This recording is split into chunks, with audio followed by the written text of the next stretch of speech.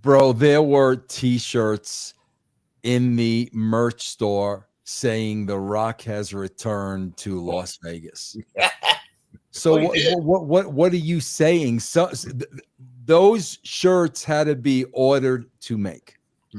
So how can you now tell me from the get-go it was never scheduled that he was going to appear at all after Elimination Chamber, but yet there are shirts made?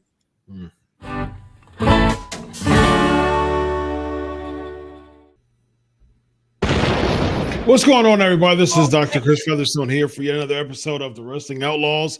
I am here with the Outlaws themselves, former three-time World Heavyweight Champion EC3 and one-time World Heavyweight Champion Vince Russo. 4 World Heavyweight Championship reigns on the screen, man. Man, I am among a trail of champions. I'm wow. Wow. Isn't that amazing? A trail of champions. That sounds like a pretty cool Exodus Pro pay-per-view name. Dude, that is actually not bad. I was thinking of calling it Oregon Trail Redo, but Trail Champions is good too. Yeah, absolutely. Man, that's a tournament. It is. Do we like trail or do we like path? Let's go with trail. Trail. Yeah. Trail champions. Yeah. Oh my God, we can get like a hiker in there. Oh, dude, ideas going. Trail of Champions. Have the pay-per-view be a tournament like it used to be back in the King of the Ring days, man. Yeah. Oh yeah.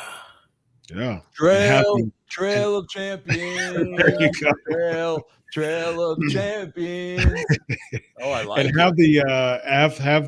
Have the world champion right after the coronation of the tournament winner walk on out and say, hey man, right now, right here. So yeah, there you go. Yeah, man. Trail of Champions, man. There you go. This is a powwow. This is how good ideas start. You just throw stuff out there, then the minds meet, and then things might happen. There you go, man. Love it. There you go. All right, ladies and gentlemen, let's talk about the controversy that this weekend brought. This past whenever this is aired, one of these weekends. So WrestleMania, I've talked to both of you in separate podcasts alone. Separate podcasts about this situation with The Rock. So The Rock goes on Pat McAfee. The Rock does not appear on WrestleMania. Everybody's wondering what the heck is going on. We got we've got Candle. We've got Candlelight. The Candlelight. Candlelight's very nice. The Candlelight Hour. That's your prime time show for Exodus. Yeah, for Trail of Champions. Yes, indeed. All right, so man. So people were wondering, hey, what is The Rock going to say about not appearing at a WrestleMania? First of all, he appears at the Pat McAfee show just a couple days after all this controversy. He doesn't appear at WrestleMania. What does The Rock have to say? You know what he had to say about all of the controversy and all the negative flack that comes with it? Here's what he had to say. He said, and I said, but why get involved in that finish when the spotlight should just be on, in my opinion, John Cena, 17 heel champion. What does 2025 look like? If this man is saying he's going to ruin professional wrestling, that to me is the anchoring storyline. So let's he also said this. He said right now it's not. But by the way, we'll go back to it. This is regarding the sell your soul gimmick. I can't tell you the text that I got from the guys that I got who are these top guys who are saying, one in particular who I love is my guy. I called him the Superman of the company. By the way, he said Seth Rollins was the Superman of the company a little bit earlier before he said this. So he basically gave it away. He's like, listen, my soul's for sale when it's time. And I said, I love it. Let's do it. So Vince Russo, I'll give you the first dibs on this as far as these Rock comments, man. Chris, I don't know. I don't know what to make of anything anymore. Like I really I don't. Bro, there were t-shirts in the merch store saying The Rock has returned to Las Vegas. So what are you saying? So those shirts had to be ordered to make. So how can you now tell me from the get-go it was never scheduled that he was going to appear at all after Elimination Chamber, but yet there are shirts made? I don't know, bro. I think we are getting a whole bunch of horse crap thrown at us. This thing has become so convoluted. I just always go back. I just always think back of Vince. I mean, it was not this complicated when there was one guy in charge. You know, now it seems like there's a couple of people vying to be in charge that may not be on the same page, and it's coming across over the television set. Yeah. EC3 working closely with Triple H, of him being your point person when you were in NXT. Man, working with him, understanding his mind, you know, having those creative conversations. Vince Russo worked with him more as a talent. You worked with him as a boss, and you know, from a creative standpoint, do you think that there's resistance and pushback from Triple H from all of this based on the Rock's involvement, the Rock's, you know, influence in all this, the TKO involvement? There's an actual board now. There's an echelon. Where do you think Triple H's creative mind and possible resistance could be in all this? Well, like Vince said about Vince, when there's one man in charge, you know, where the buck stops. Obviously, there's a hierarchy with like different, you know, responsibilities and assets. I'm not a business guy, but I imagine a CFO and a CEO and a COO and a C3PO, whatever, like they have different. The buck stops here for certain things. What I don't know, and maybe you guys can help me, is the hierarchy. Like, so if you get Ariel, you get Trips, you get The Rock, you get Khan, all in a room, and it's a creative decision for the show, which in theory lies in where the business will go. Who has the final say? I'm just asking because I don't know who you would think. Well, Chris, can you do me a favor? Because this is very telling, and this will help answer EC3's question. Can you pull up Rock's response to Dave LaGreca? Sure. He says something so telling in that, Chris, and I want you to read it. And I think this plays into what EC3 just said.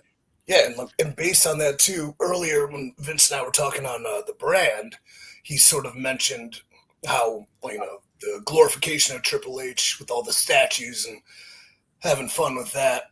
But you said something about, is it his ego or is he being built up publicly to get the rug pulled from him? And so we didn't really get into that. So I'm curious to what you think that is. And keep in mind, before Chris reads this, Chris, Triple H's title is Chief Content. What is it? Chief Content Officer. Yeah, Chief. That's his title. Chief Content Officer. Read what Rock said, Chris. He said, "Hi, Dave. The business is a corporate work. Always has been, always will be. Every aspect of it. Every match, every interview. Please join me, Cody, Cena, Brian, and the rest of them." Wait. Join who? Me? Cody? Cena? Yeah. Me, Cody, Cena, Brian. Okay, where's the chief content creator? Bro, that right there speaks volumes, bro. Join me, Cody, Cena, Brian Gerwertz, and not Triple H? Yeah. See, this is what I'm. These are the things you got to look at, saying, "Bro, he's the chief content creator. That's true. Why is he not in that sentence?" Vince Russo over here, like putting Sleuth. the Da Vinci Code together. I mean, but Yeah, I mean, am I right, Chris? I think you're spot on. I think that would be somebody he would mention. You think that he would mention right off the bat, right? I mean, And then he even said on the McAfee show, I called John, I called Cody, not we, not him and Hunter. I call them. Yeah. I sent you the link of the tweet on the private chat there, so you'll be able to dissect the rest of it. You got anything else on that EC3? I didn't get to answer the question because I kind of proposed one to you, where it seems like where does the ultimate? I hate the word content. Can't they call him chief creative officer? Yeah. But whatever, it's 2025. I can't fight too much on that. Chain of command would be Ari for sure because he's the head of TKO. Yeah. I don't remember the question. I was going to give you an answer on. You were talking about like who's the when all of them are in the meeting. Yeah, you mentioned Rock, Ari, Triple H, Nick Khan. Who would be the final say? The final say would be Ari. But Ari has delegated that to The Rock in many aspects because he's the director of the board. So I guess then the controversy lies in the fact, so much we're throwing out there that is controversy laden, allegedly, where The Rock not being on the show. I mean, I get The Rock's point about making it about, the new champion, that story. Where does it go? I think the one thing that undersells it is the fact Travis Scott's in the ring with the 17-time world heavyweight champion, greatest of all time, John Cena. Just a ruining of a, moment sort of photograph that you'll never forget. And so he'll probably come into play within the story, or is he totally done? If he was totally done and checked out, I don't think he'd be tweeting about it and talking about it, though. Bro, you know what they're talking about now, EC3? So, as a shoot, Cena and Travis Scott teaming. Having tag team matches. That's what they're talking about now. That's cool. Not cool. Well, that has intrigue, at least, and it makes sense. But it's like he's a C player in the overall arching story, where if your A player is Cena and Cody, and Cena's arc being him being the 17-time champion, how does Cody recover and take it back? See, that's where my issue comes in, though. So if the emphasis wasn't John, if the emphasis was I want to put all this on John Cena, why even involve Travis Scott in the final segment of the match? Because at the end of the day, Travis Scott and the flack that he got took so much away from the crowning moment of John Cena. What would have been the crowning moment of John Cena would have been if he turned heel that night unassisted and won the championship. That's what is. You want to talk about put all the emphasis of John Cena? Perfect. There you go. Turn him heel. That's what you do. You know what this kind of reminds me of? Not really, but I'll make a parallel. It's like one of the greatest movies, one of my favorite movies of all time is Gangs of New York. It's a great movie, bro. It's so good. But the finish and the climax with the fight, and then here it is. It's exactly like it because, all right, you're building up Daniel Day-Lewis versus Leo DiCaprio for 3 hours and 47 minutes. Like, we want this to happen. We want Amsterdam versus the Butcher. Let's go. The drum beats, the armies are marching through the streets. They're facing off. It's go time. Got Papa's knife here. Bill's twisting his mustache. Psh, all of a sudden, we got to include the fact that there's a civil war going on and there was a draft riot. Psh, cannon fire from the Union, boom, blows up the fight. So you built me up something so great that the conflict between two people I want to see come to a conclusion. And then, I get a cannon fire and then they're kind of in dust and Leo gets a cheap kill. And it could have been perfect. Could have been like really perfect in the moment, but then it was just kind of like, okay, hit the U2 song, it's over. There you go. Well said, man.